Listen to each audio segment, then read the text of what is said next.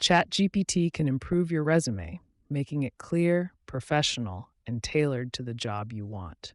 Now you can use ChatGPT two ways for resume. First is, if you already have any resume, then you give that information to ChatGPT and write below prompt, make my resume professional and effective with provided following information. Then ChatGPT will enhance your resume and it will make it better for you. Now, the second one is, suppose you do not have any resume. Now you want to create a new resume. Now, for creating a new resume with ChatGPT, you have to give few details. First is contact information. Here in contact information, you have to write your full name, phone number, and email. Then second is work experience.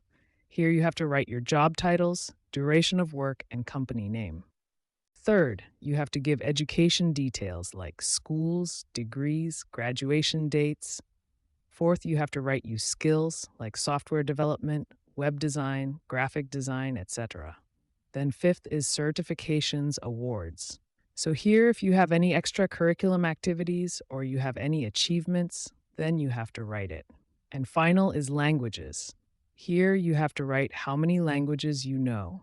Now, after providing the above information to ChatGPT, you have to resume prompt, which is make my resume professional and effective with provided following information. That's it. After this, ChatGPT will write a professional resume for you.